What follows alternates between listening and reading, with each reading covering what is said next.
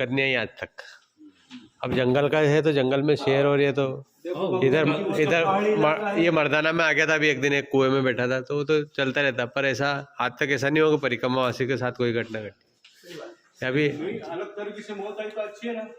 जब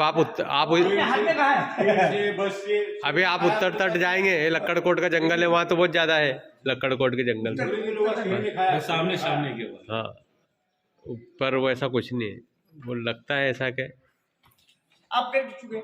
हाँ मैंने 82 दिन। आप महाराष्ट्र से? कितनी उम्र है आपकी? 73। आपकी? 74। पहली बार सभी की? पहली बार। आप? मैं गुजरात से हूँ बाबा। अच्छा, तो आपकी परिक्रमा?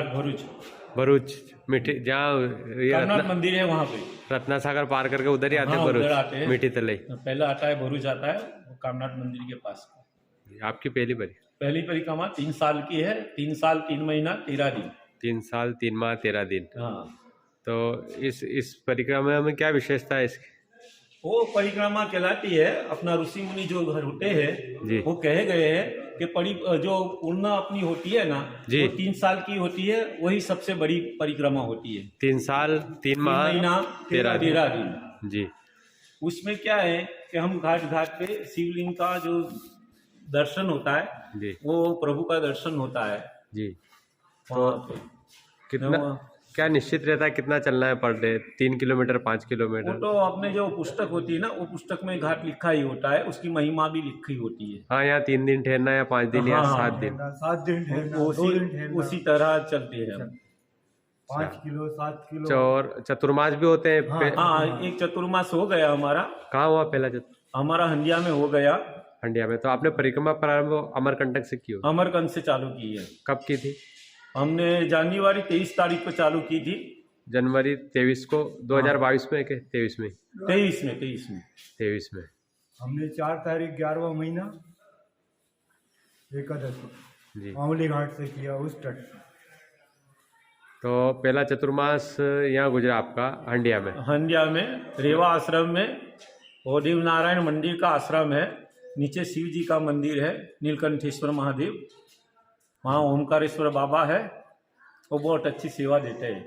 अब यहाँ से चलते हुए दूसरा चतुर्मास गुजरात में होगा? हाँ, गुजरात में उस तरफ होगा, उत्तर तट पे। हाँ। तो ऐसा भी रहता है कि दक्षिण तट पे एक चतुर्मास हो, उत्तर तट पे एक करना, उस पे 2 करना। ये पितृलोक है, ये दक्षिण तक, और वो जो उत्तर तक है ना, वो है अपना देवलोक है, इसीलिए वहाँ 2 होता है, यहाँ 1 होता है।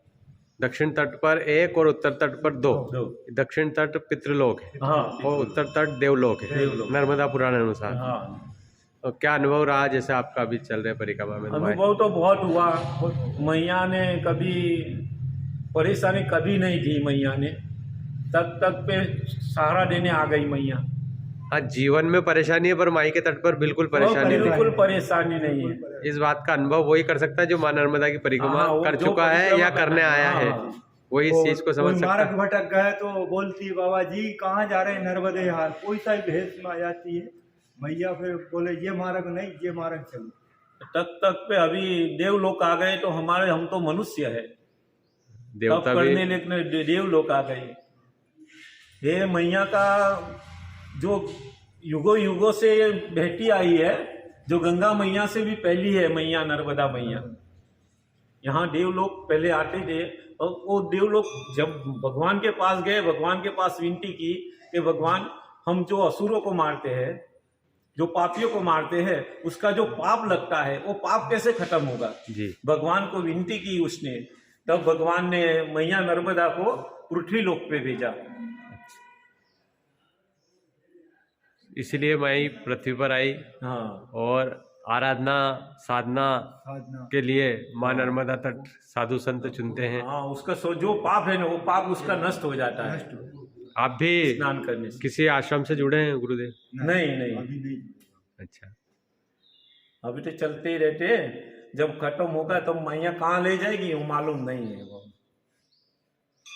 आगे भी या पथ और या नर्मदा परिक्रमा आपकी जारी रहे, माँ नर्मदा आनंद से आपकी परिक्रमा पूर्ण करे, ऐसी माँ से प्रार्थना। नर्मदे हर हर। नर्मदा तट पर नर्मदा अष्टक और नर्मदा आरती के वितरण के बहाने आप लोगों के भी दर्शन कर लेते हैं। माँ श्री नर्मदे